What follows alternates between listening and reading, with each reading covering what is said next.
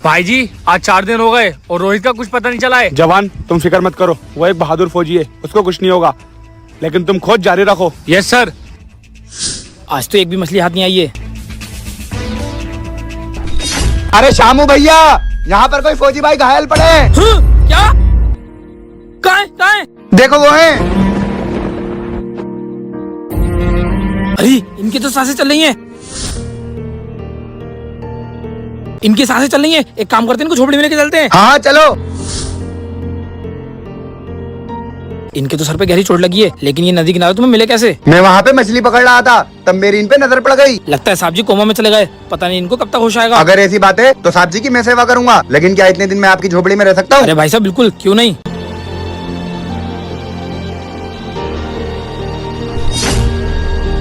भाई जी यहाँ पर है, सर को बताता हूँ। सर मैंने रोहित को पास वाली गाँव की झोपड़ी में देखा। क्या? चलो। साहब जी को तो अब तक होश नहीं आया है और उनके पास भी कोई नहीं है। लाओ मैं यहीं बैठ जाता हूँ।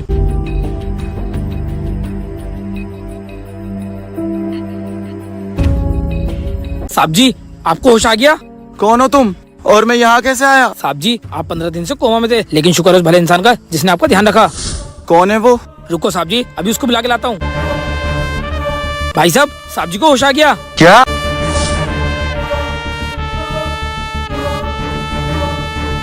हैं? तू? हाँ मैं, और मुझे तेरे ही होश में आने का इंतजार था। सर वो है। ये क्या कर रहा है?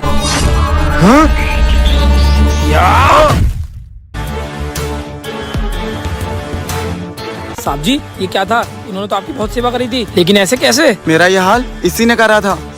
फौजी, तूने मेरे बाप को मारा था ना, आज मैं तुझे मार के अपने बाप की मौत का बदला लेऊंगा। तू मुझे मारेगा तो मेरा नाम मरने में नहीं शहीदों में आएगा।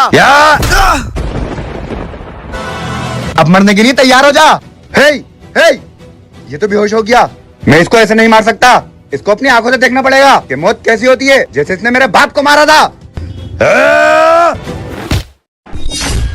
इसलिए ये मेरी सेवा कर रहा था। जब मैं होश में आऊँ तो ये मुझे मारे। जवान जाओ और उस फौजी को बॉर्डर पे लेके आओ। Yes sir. सर आप ठीक है ना? हाँ मैं ठीक हूँ। मैंने सब कुछ देख लिया है। आज तुमने एक फौजी को नहीं, इस देश को बचाया है। हाँ साहब, ये हर उस इंसान का फर्ज है जो अपनी देश से मोहब्बत करता है। जवानों, मुझे पता चला है कुछ आतंकवादियों ने एक बच्चे को यहाँ पर किडनैप करके रखा है। लेकिन सर वो बच्चा है कौन? जवान, वो बहुत बड़े नेता का बेटा है, हमें उसे बचाना बहुत जरूरी है। आप बेफिक्र रहिए सर, अगर आपने ये जिम्मेदारी हमें दी है तो हम उसको जरूर ढूंढेंगे। वेल डन जवान। अब सुनो, आधे इधर जाओ और आधे इधर आओ। Okay sir. सर ये जंगल तो बहुत घना है, हम उनको यहाँ पर कैसे ढूंढेंगे? वो कौन है? चलो जवान। सर मैंने क्या किया? आप लोग मेरे ऊपर गन क्यों तान रहे हैं? कौन हो तुम और अकेले इस घने जंगल में क्या कर रहे हो? सर मैं तो यही लोकल का हूँ और कभी कभार यहाँ पे टाइम पास करने आ जाता हूँ। ठीक है, जाओ यहाँ से, यहाँ खतरा है और यहाँ दोबारा आना मत। ठीक है सर, अब कभी नहीं आऊंगा। सर वो देखिए।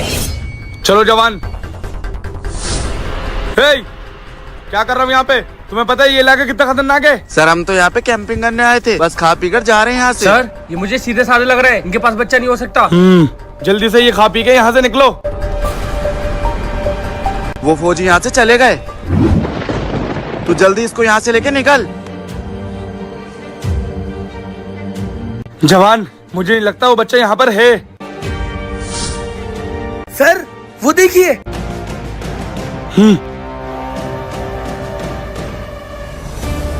तू तो वही है जो वहाँ पर कैंपिंग कर रहा था। फौजियों मेरे सामने से हट जाओ, वरना इस बच्चे के गोली मार दूंगा। नहीं, बच्चे को कुछ नहीं होना चाहिए। हाँ हम गन नीचे रखते हैं। तुझे क्या लगा तू हमें धमकी देके डराएगा और हम डर जाएंगे? क्यों करा तूने ऐसा? वो जी नेताजी, आपने मुझे आधी रात में क्यों बुलाया? तुम तो जानते ही हो ये इलेक्शन मुझे हर हाल में जीतना है और इस टाइम पब्लिक सिंपैथी मांग रही है। तुम एक काम करो, मेरे बेटे को किडनैप कर लो और मैं लोगों से कहूंगा कि मेरा बेटा किडनैप हो गया। लोग तरस खा के मुझे वोट देंगे और हाँ, जरूरत पड़े तो उसे मार देना। ठीक है नेताजी, आप फिक्र मत करिए, ये इलेक्शन आप ही जीतेंगे। क्या? मुझे शर्म आती है ऐसे नेताओं पे जो अपने बेटे को किडनैप कराते हैं और मरवा देते हैं। सर पहले इसको मार देते हैं, उसी नेता से बाद में निपटेंगे। चलिए सर अब उसको देखते हैं। दोस्तों ऐसे बहादुर वीर जवानों के लिए कमेंट बॉक्स में जय हिंद जरूर